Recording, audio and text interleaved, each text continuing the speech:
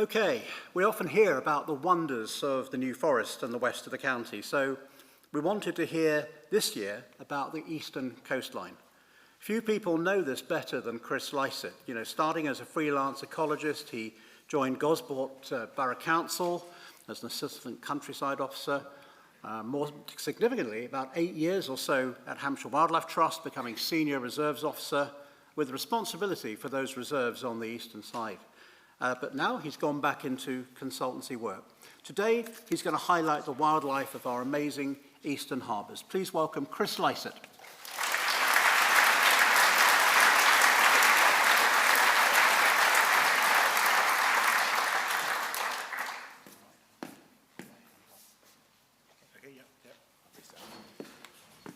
Right, thank you.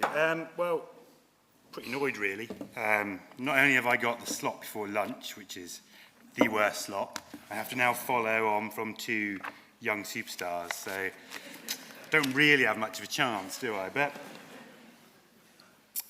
so I'll try and keep it relatively short and relatively interesting for you, hopefully. So Keith asked me to do a talk on the Eastern Harbours. So I've worked across the Eastern Harbours. I wasn't quite sure what to talk about at first. So I'm not going to talk about birding per se. Most of you, in fact, are probably much better birders than I am. So I've been working in conservation for many years, so I thought I'd just talk about the Eastern Harbours, some bits of the Eastern Harbours you probably don't know very well, and also some of the really great conservation work that's going on at the moment. And I will say, the photography on this is a really nice photo. It's nothing to do with me. My friend Connor, who I work with, has done all the photography in here is his, apart from the rubbish photos, which are mine, and you should be able to tell them apart quite easily. So I thought I'd just give you an idea of what sort of conservation work. So I thought I'd start with a topic close to my heart, and it's me. I'm going to talk about myself for a little bit, which is every talk is prerogative. So Keith did a really nice introduction for me, but I'm just going to go over it again. I've worked for a number of organisations around South Hampshire, and primarily I wear lots of hats: ecologist, land manager, lots of land management work. But at heart I'm a conservationist, so I like doing lots of conservation work, especially the practical management side of things. I've worked for a lot of companies. I've worked for Gosport Borough Council, long stint with the Wildlife Trust on sites you probably know, Farlington Marshes, for instance. I've worked across a lot of the Solent area, Fish Lake as well. And I started my own company, and I worked with organisations such as the RSPB, Natural England. And that all tied me into the Eastern Harbours, and much of my work has been around the Eastern Harbours. And that's taken up an awful lot of my time. And my real passion has been with breeding waders, and a lot of my time and effort. And I'm going to talk a little bit about that today as well. So the harbours, these are what the Eastern Harbours that I would look at. I mean, we're incredibly lucky down here on the south coast to have these resources. They are absolutely incredible places to bird, but to work on, and the amount of conservation work going on here is incredible. So it's got a really nice wide spread of different types, and they're very, very different in character. You've obviously got Portsmouth Harbour through to Chichester Harbour, and you've got that lovely, well, I say lovely, you've got a very much an urban to rural split, and it's very obvious from satellite images. Now, Chichester Harbour is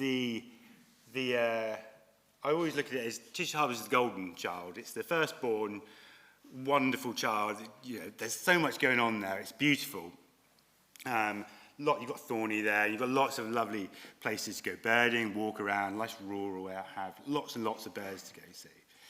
I've never done an awful lot of work in Chichester Harbour, so I'm not going to talk a great deal about it today. Langstone in the middle. Now, Langstone's my favourite harbour. Langstone, like myself, is very much the overlooked middle child of the harbours. It's got so much going on there. It's a fantastic place for overwintering birds. It's a fantastic place for breeding birds. However, it probably doesn't get quite a lot of the attention that it deserves. And especially when you compare it to sites locally nearby and across the rest of the Solent. Now, Portsmouth Harbour is definitely the ugly stepchild of the three. So Portsmouth Harbour is the one that we try and forget about, we don't really look at, we lock it in the cupboard before we go to bed. But it's, and you know, that's for many reasons that's understandable, because it's got these two fantastic harbours next to them.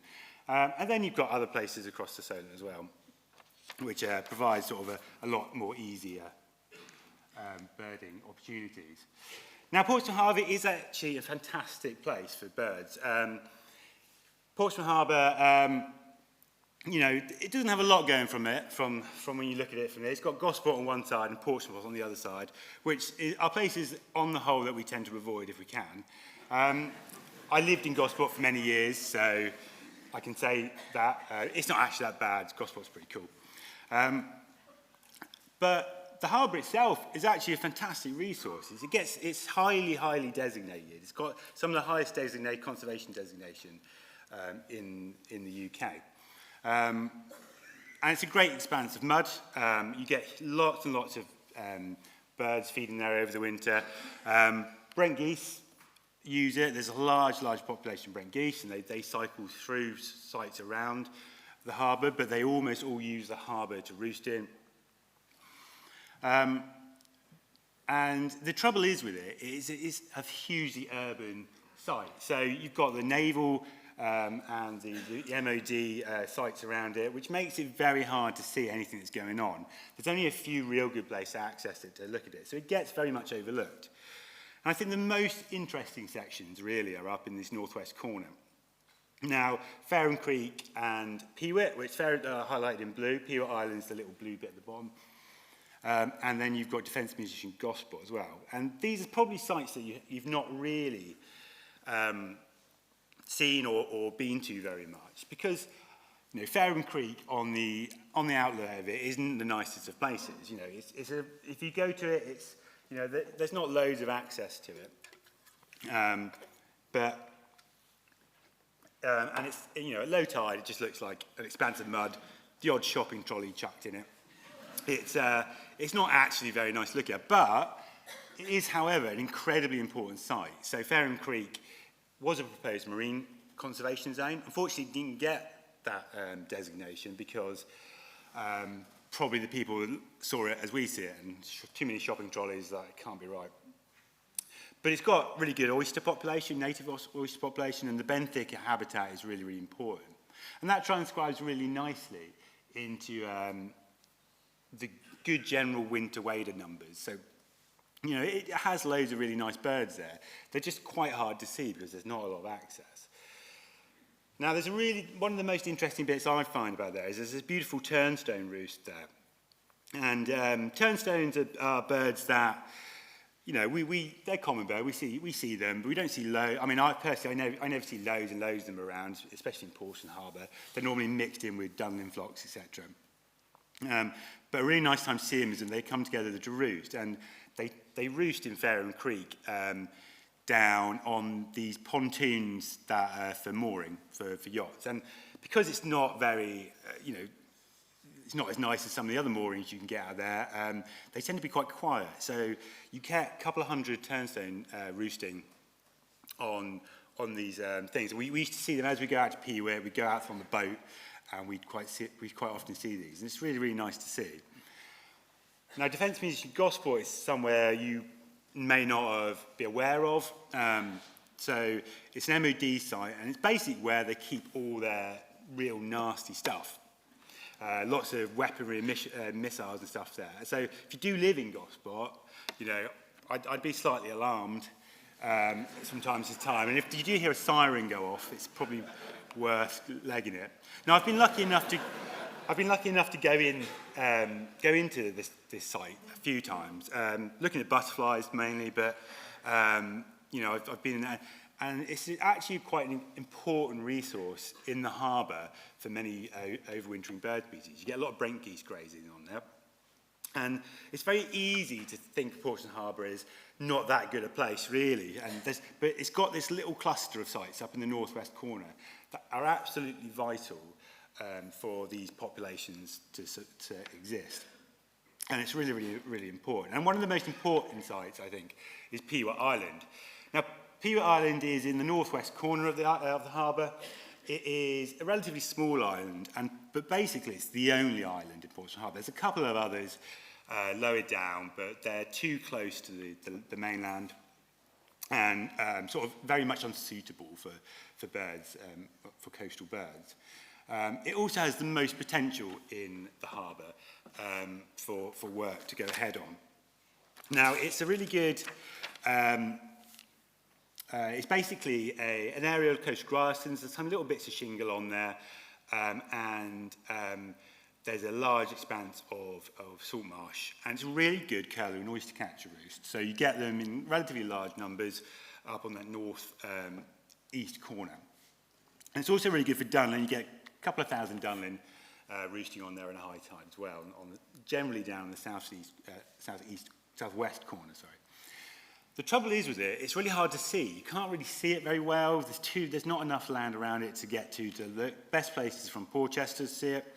Again, it's quite far off, so it's quite hard to see. Makes counting very difficult. The web scans are always difficult on them. The people that do them do a fantastic job. Also, it's very access-wise, it's very complicated. So the Trust took the site on many years ago from the MOD.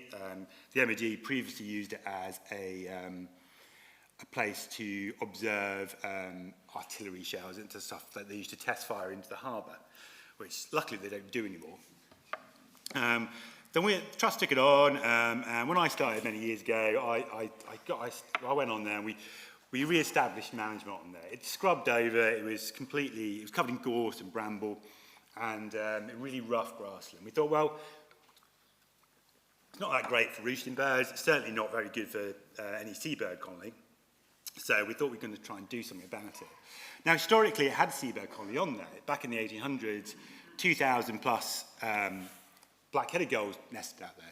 And these were pretty much wiped out through commercial egg collecting.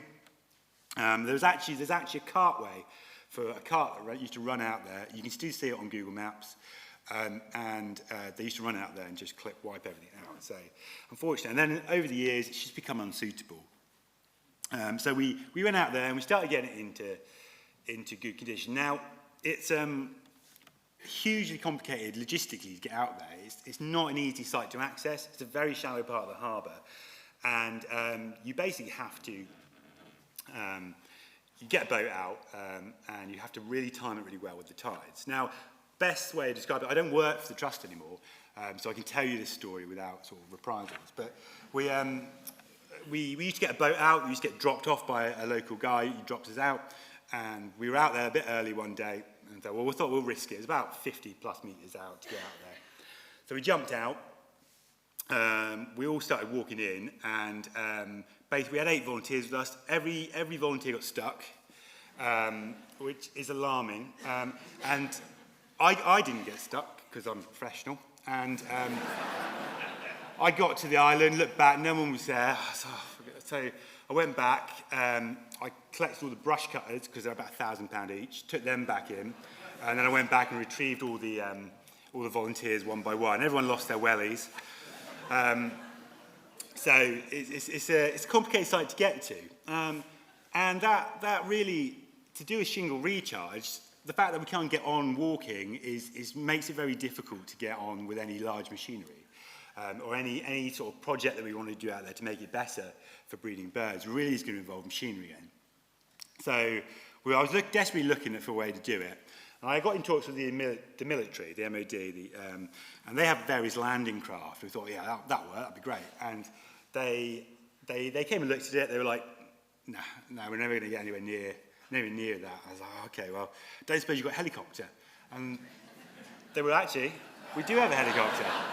And I was like, okay, cool. How much is it going to cost me to rent you a helicopter? And they were like, well, we'll do it as a training exercise. So the RAF got with the Army. There was a significant amount of rivalry between those. And I won't go into it, but they got the boat stuck and all sorts just through a £1 bet that I won't go into it. We offloaded 60 tonnes of shingle. The shingle was donated to us, the helicopter was donated to us, so it didn't cost me a penny to do this project, which is great. And we shingled one end of Peewit Island. But that isn't really done, so we've got the habitat out there, but the habitat, providing the habitat isn't always just what you have to do. So now the real work starts. So the Wildlife Trust now have a boat, so access is going to be easier. We also secured funding for a series of buoys to go around the island. And that will help just reduce the amount of disturbance on the island. So the real bit holding back now is people, unfortunately, somebody rents paddle boards very close by. So we get a lot of paddle boarders out there, which, is completely understandable. Peewit's a super destination to go to. The trouble is that people constantly landing or getting very close to the island is putting off any prospect we have of breeding birds out there. But there are plans with the trust, hopefully, to remedy that, and I'm hoping very shortly, in the next few years, we'll have breeding gulls on there, or maybe hopefully even terns out there. And that would be a great bonus for the harbour. Portsmouth Harbour doesn't really have any, so it'd be great to have a breeding colony out there.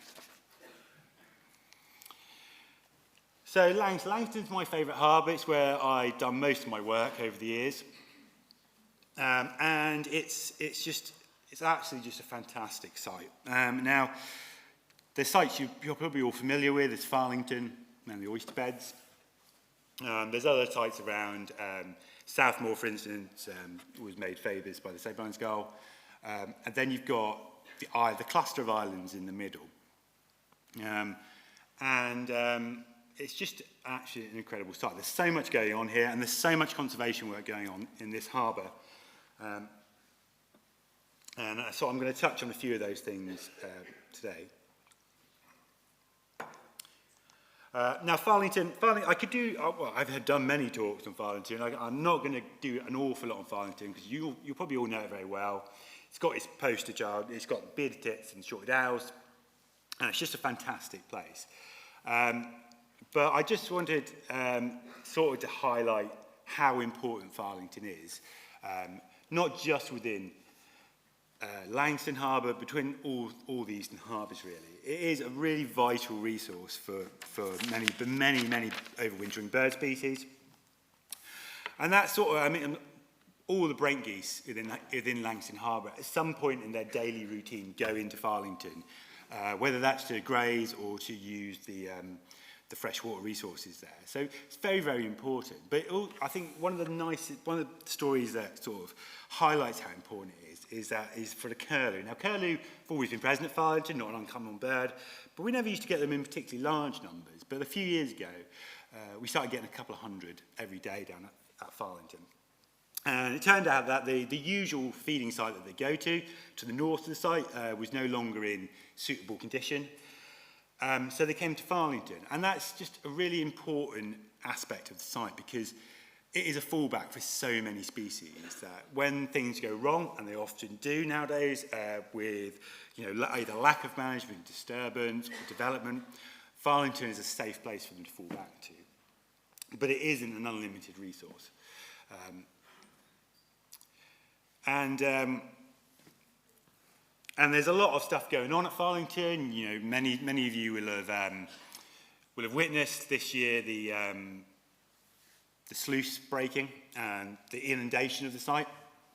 And unfortunately, it took a long time to fix, but it is a robust site. So there's a strong likelihood is that it won't be effective for a long, long period. But there is constant change going on at Farlington. And Farlington probably will not be there forever. And I think that's really important to understand is that the seawall cannot be maintained forever. And it's how that's managed going down the line is going to be crucial for many of our species. Primarily our breeding waders there. So breeding waders are one of my passions. And I'm just going to tell you a little bit about what it takes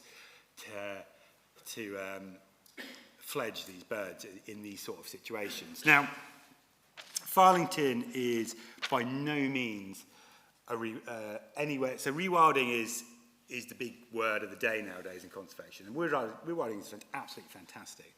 Sites like these, though, are the polar opposite of rewilding. This is basically an intensive farm that we tailor towards waders and other bird species. It's incredibly hard work, and the staff for the Trust and other sites in Hampshire County Council, etc., that manage sites like these, the effort involved in managing these, just to get the habitat right, is incredibly hard. It takes a lot of effort, and there's an awful lot of volunteers that help as well, and we'd be absolutely lost without them. Now, waders are really, really irritating because they get eaten by absolutely everything, and it's really complicated to get that habitat right, but also then get all the predator management right. And you can't get these birds to fledge on these tiny little isolated sites without some sort of predator management. And now, one of the major issues at Farlington we had was with ravens and with crows. So obviously we weren't going to shoot them because I'm sure Chris would be after us. But we just don't do that as well. So the raven. Sorry. Hopefully that doesn't go on the electrics. We'll just ignore that. I've broke the stride now. Ravens. So very rarely did I go down to Farlington during the breeding season where I didn't see a raven with a little fluffy lapwing chick in its beak. Crows pretty much wiped out all the avocet nests. Redshank are a little bit harder to find, but they didn't do well. And there was a long period at Farlington where there was pretty much no productivity. There was very little chicks going. So we were like, well, we're going to have to deal with this somehow. So I did a lot of research, and we came up with this process of diversionary feeding. And overnight, it cured our problem. We fledged, that first year we did it, we fledged out of about 30-odd pairs of lapwing, we fledged high 20 chicks, which is really, really good productivity. And we did that through, we basically just chucked dead stuff out on the table. And our chosen dead stuff was squirrels. And so we used to freeze them, and then I'd chop them up with an axe, and you'd get like a really, really nice cross-cut of a squirrel, it was really interesting. And then one of my main, so I didn't do loads of stuff wrong at the Trust, but this is probably one of the worst things I did, is that they were basically getting knocked off the feeding table all the time and getting snaffled up by other staff. And I was like, I don't want them, I want the ravens to eat them. So what I did, I had a really good idea. What I did was I'm going to nail the carcasses down. So I basically crucified these squirrels. And turned out it wasn't a great PR thing for me to do. So I stopped doing that, and we developed a net system over there. And we got loads of stuff, it wasn't just dead squirrels, it was all sorts of stuff out there. Absolutely fantastic, it worked fantastically. Then the next year was COVID, and I couldn't get out and do that, all that kind of stuff. So that year we didn't diversion feed, and it completely, we lost all chicks basically. So every year since we've done it, and it's been highly successful. We get really, really good numbers. Avocet have colonised the site and done really well. Redshank have done fantastically over the last few years, where it's been a bit wetter. And I feel like the team there have really nailed it, and we can get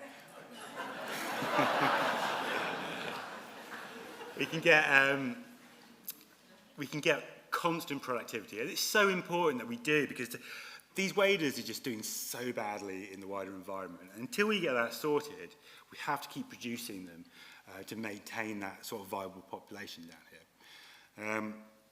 But I am hopeful that, a few years down the line, we will start to see these break out into the wider environment. So the other main areas within the harbour that I'd like to talk about is the island. Now, these are the RSPB islands. We've got Bakers, North Binnis, South Binnis, and Long Island. Absolutely just fantastic roof sites in the winter. But even more importantly, they're incredible seabird colonies. So huge colonies of gulls out here, black-headed and med gulls mainly. and really good for terns, three of the tern species. Now, they are, you have to look at this though, so they're not just an isolated patch here, especially with looking at the gull species, is that they form much wider supercolonies. Now these Mediterranean gulls, for instance, will feed well up into the Meon Valley every day. They'll go off and do that. You know, all the other colonies along the coast, they're very much interacting with each other. And some years, one colony will be bigger, and some years, another colony will be bigger. And there's just a constant interchange between them. But these aren't, all these islands are under pressure. And that's mainly from sea level rise. And you can see in this bottom picture here, the strand line runs right along the top of this ridge. And this is on, I think it was Baker's Island, where they had little tern nesting, but they also had large amounts of gulls. And this is the problem with the coastline. So coastline down here in South Hampshire is very much not a natural system. So we've got a lot of concrete seawalls to protect housing.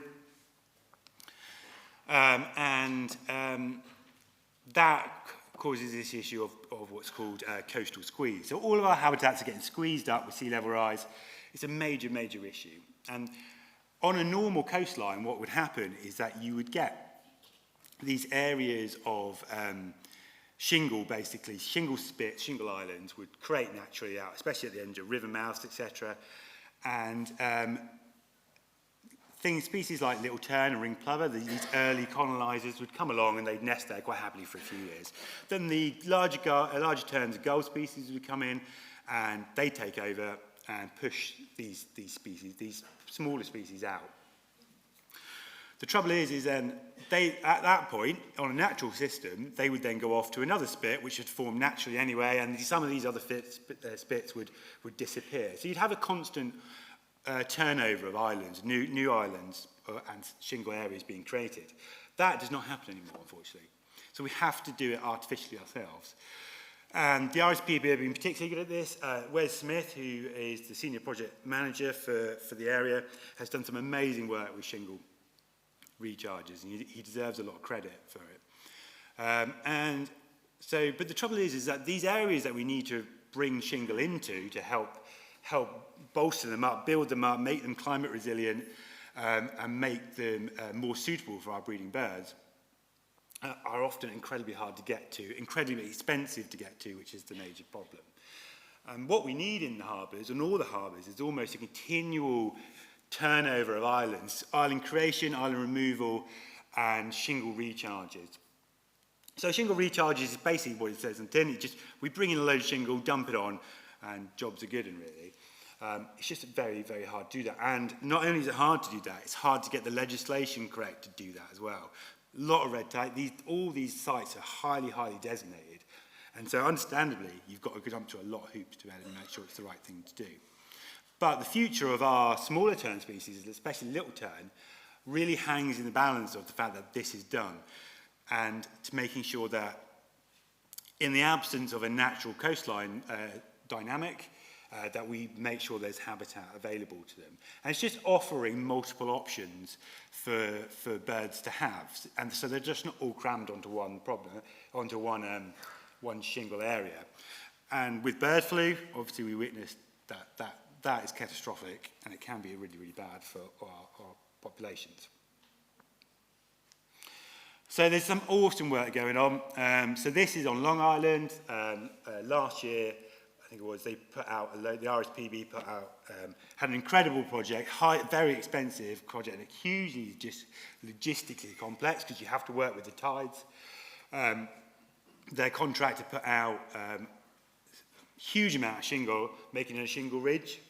So that not only raised the level, making it a little bit more climate resilient, but it actually provided a whole new shingle area that birds would be able to colonise. Top right is a project I did a few years ago at Farlington, where we created some new shingle islands and rejuvenated some new ones. So hopefully over the next few years, you're going to see a lot more of this happening. There's money around, surprisingly. There is grants, etc., and funding opportunities to make use of. And the key is that there's some handful of really good people that are making the most of these opportunities and making sure this happens. So hopefully, over the next few years, you'll see a few more of these sort of projects go ahead, and then hopefully a much securer seabird population across the south coast. So this is my last slide. AI is a big thing, so I asked ChatGPT to put me some images up of potential future options. You've got a nice lapwing. The common terns are a bit ropey. They're sat on weird nests, but they're on a tiny island, and this could be the possibility. The islands are going to get smaller and smaller. Reality of it is that common terns will be one of the first species to go if we don't do something about it. But it is, with sea level rise, etc., site security. As I mentioned earlier, Farlington is by no means a secure site now. It's, the reality of it is, at some point that wall will breach, and it's how we address that going forward to make sure there's space elsewhere for these birds to go. It's an incredibly complicated and problematic, and there's not really many solutions to that. But, organisations like the Wildlife Trust, the RSPB, are doing fantastic work towards it. And disturbance is ever present, always a problem for our bird species out there in the harbours. But there's a lot of hope. There's an awful lot, like I said, there's an awful lot of projects going forward. There's some really good people out there doing some fantastic work. And I think, no matter what happens, the changes out there, I'm hopeful for the future for our seabirds and our wader populations and our bird populations out in harbours. Thank you.